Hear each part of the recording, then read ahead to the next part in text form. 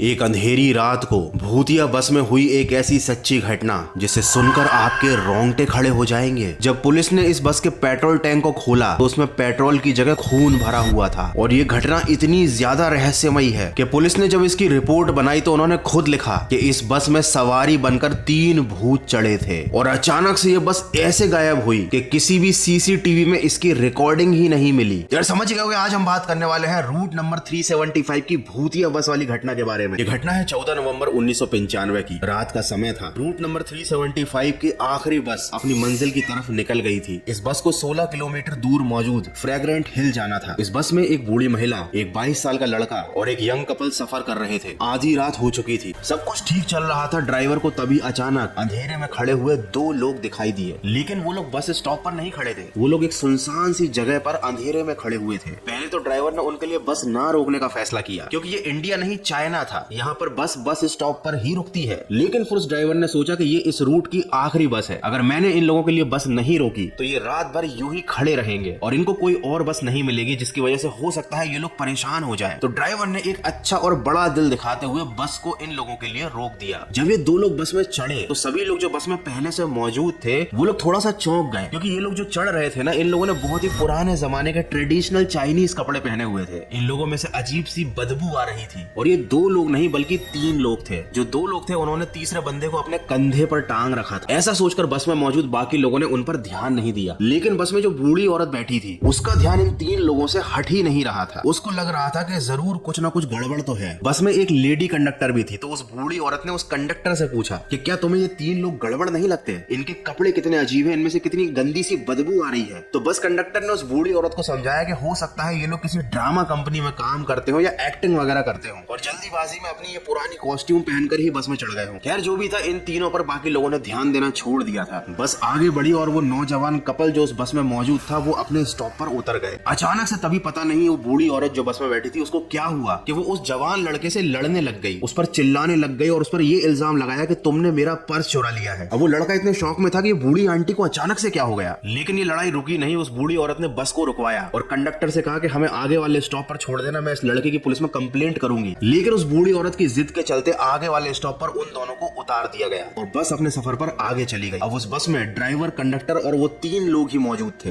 बस से उतरने के बाद वो लड़का उस बूढ़ी महिला के हाथ जोड़ता है और कहता है, आंटी मैंने आपका पर्स नहीं चुराया। तो वो औरत बोलती है, बेटा मुझे मालूम है तुमने पर्स नहीं चुराया, मुझे उस बस से उतरना था और तुम्हें भी उतारना था। लड़का पूछता है, आखिर ऐसा क्यों, हमारा स्टॉप तो अभी बहुत दूर है। तो वो बूढ़ी औरत बोलती है कि उस बस में वो जो 3 लोग चढ़े थे वो भूत थे, क्योंकि जब वो बूढ़ी औरत पीछे देख रही थी तो हवा की वजह से उन 3 लोगों के कपड़े उड़े थे और उस औरत ने देख लिया था कि इन तीनों लोगों के पैर नहीं है, ये हवा में उड़ रहे हैं। ये दोनों पुलिस स्टेशन गए, लेकिन पुलिस वालों ने इनकी बातों को सीरियसली नहीं लिया। पुलिस वालों को लगा कि शायद ये बूढ़ी औरत सठिया गई है, तो पुलिस वालों ने उनकी बात को हंसी मजाक में टाल दिया और इन दोनों लोगों को, मतलब उस बूढ़ी औरत को और उस लड़के को, अपने अपने घर भेज दिया। यहां तक तो सब कुछ ठीक था, लेकिन अगले दिन इसी बस के मिसिंग होने की रिपोर्ट सेम पुलिस स्टेशन में दर्ज हुई। तब पुलिस वालों को याद आया कि रात के समय 2 लोग इसी बस से रिलेटेड एक शिकायत लेकर आए थे। तब उन लोगों ने उस बूढ़ी औरत और उस लड़के का पता निकाला, उनसे पूछताछ की, लेकिन बहुत ढूंढने पर भी उस बस का कुछ पता नहीं चल रहा था। ना ही इन लोगों से पूछताछ के बाद पुलिस को कोई सुराग मिला, क्योंकि ये लोग तो भूत की कहानी बता रहे थे। तभी पुलिस स्टेशन में कॉल आता है कि उस जगह से 100 किलोमीटर दूर एक नदी में बस मिली है जो कि पलटकर नदी में गिर गई थी और उस बस के अंदर थी 5 लाशें। पुलिस समझ गई कि ये वही बस है जिसकी उन्हें तलाश थी।